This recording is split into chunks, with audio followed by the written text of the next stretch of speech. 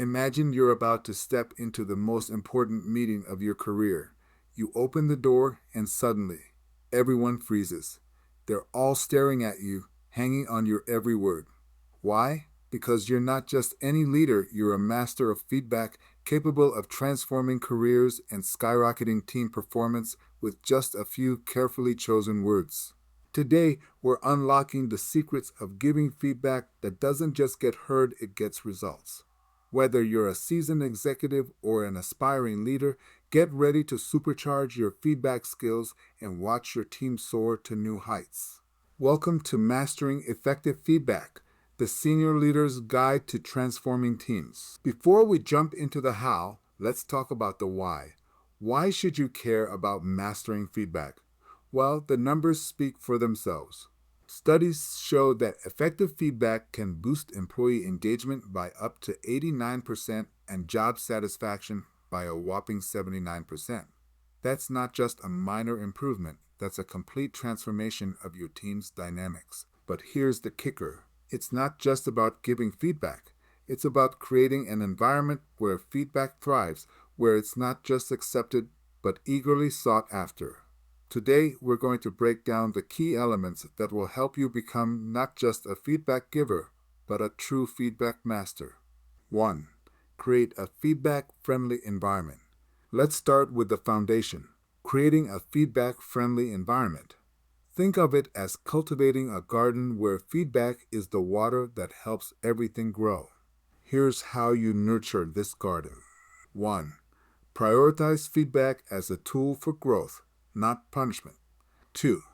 Establish a safe space where employees feel valued and supported.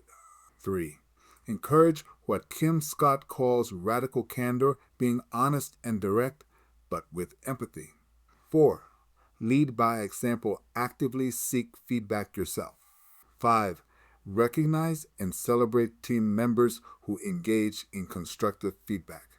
Remember, as a senior leader, your commitment to feedback sets the tone for the entire organization. If you make it a priority, your team will follow suit. 2. Use effective feedback techniques. Now that we've set the stage, let's talk technique. One powerful method you need in your toolkit is the Situation Behavior Impact Model, or SBI. Here's how it works. Situation. Describe the specific context. Behavior. Outline the observed actions. Impact. Explain the effect of those actions. For example, instead of saying you're always late, which is vague and accusatory, try this. In yesterday's client meeting situation, you arrived 10 minutes late behavior. This made the client feel undervalued and rushed our presentation impact. See the difference? It's specific, factual, and focused on the impact, not the person. Other key techniques to remember. Use I statements to own your observations. I noticed instead of you always. Focus on specific actions, not general traits. Provide regular, timely feedback. Don't wait for annual reviews. By using these techniques, you're not just giving feedback, you're providing a clear roadmap for improvement. 3. Tailor your approach. Now, here's where many leaders stumble. They use a one-size-fits-all approach to feedback. But just as every person on your team is unique, your feedback approach should be too. Consider these factors when tailoring your approach. Learning styles. Some team members prefer direct feedback, others need a softer approach. Experience levels. New hires might need more guidance, while veterans appreciate high-level insights. Cultural nuances. Be mindful of how feedback is perceived in different cultures. Power dynamics. Adjust your tone based on your relationship with the employee. The key is flexibility. Be prepared to adapt your style to maximize impact for each individual. Remember, the goal isn't just to give feedback, it's to give feedback that resonates and drives change. 4. Foster two-way communication. Here's a truth bomb for you. Effective feedback isn't a monologue, it's a dialogue. If you're doing all the talking, you're missing out on crucial insights. Let's break down how to make feedback a two-way street. 1. Ask open-ended questions to encourage sharing. What are your thoughts on this project? Opens up conversation better than did the project go well. 2. Create a safe space for honest responses. Make it clear that candid feedback is valued, not punished. 3. Practice active listening. Really hear what your team is saying. Repeat back what you've heard to ensure understanding. 4. Seek upward feedback. Yes, that means feedback on your leadership. It can be uncomfortable, but it's invaluable. 5. Encourage peer to peer feedback to build a learning culture. By opening these channels, you're not just giving feedback, you're building trust, engagement, and a culture of continuous improvement. 5. Build strong relationships. Strong relationships are the bridge that carries effective feedback. Without trust, even the most well-crafted feedback can fall flat. To strengthen your connections, create a non-judgmental atmosphere where mistakes are seen as learning opportunities. Model giving and receiving feedback yourself. Show vulnerability, it's a strength, not a weakness. Balance constructive criticism with genuine praise. Catch your team doing things right. Follow up consistently to show you care about progress. Remember, when your team trusts you, they're more likely to not just hear your feedback, but act on it. That's when real change happens. 6. Focus on growth and development. Now, let's shift our mindset. Feedback isn't about pointing out flaws, it's about unlocking potential. It's not a verdict, it's a roadmap for growth. Here's how to adopt a growth mindset in your feedback. 1. Be specific and actionable. Don't just say do better, explain how. 2. Highlight strengths while addressing areas for improvement. Start with the positive. 3. Connect feedback to individual and organizational goals. Show them the bigger picture. 4. Provide resources and support for development. Feedback without support is just criticism. 5. Celebrate progress and milestones along the way. Recognition reinforces positive change. Here's a stat that'll blow your mind. Employees whose managers focus on their strengths are 67% more engaged. That's the power of growth-oriented feedback. 7. Be mindful of delivery. All right, pop quiz. What percentage of communication is nonverbal? If you said over 90%, you're right on the money. That means how you say something is just as crucial as what you say. Keep these delivery tips in mind.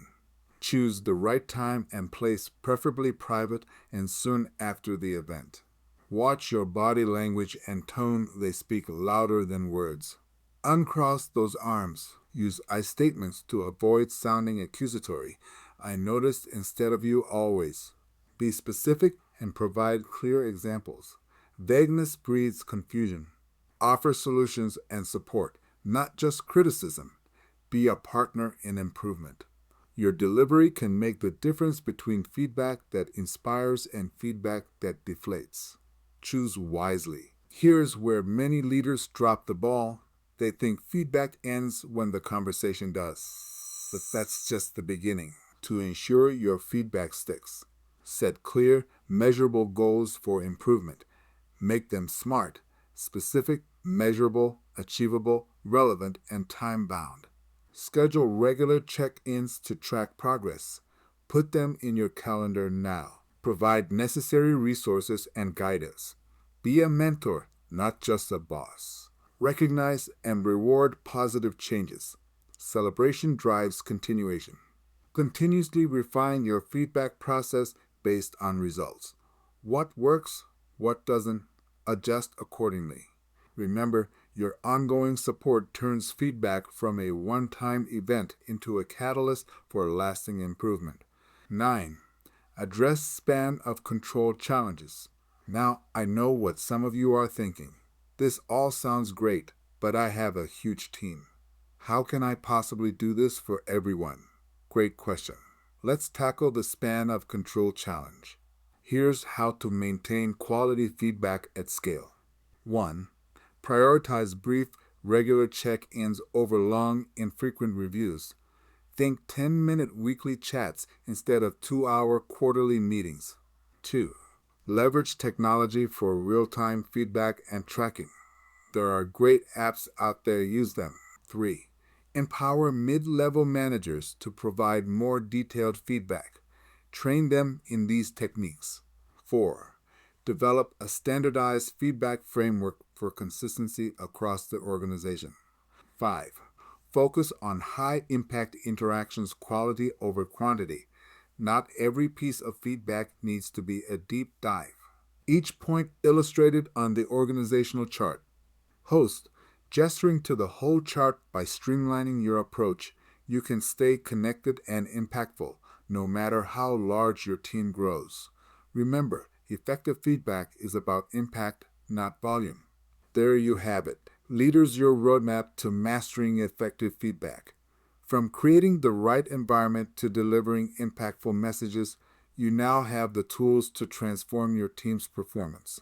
Remember, your words have the power to shape careers, drive innovation, and propel your organization to new heights. It's time to harness that power. Start implementing these strategies today and watch your team soar. If you found this valuable, don't forget to like, subscribe, and share with fellow leaders. And hey, why not practice what we've learned? Leave a comment with your best feedback tip. Let's learn from each other. Until next time, keep leading with impact.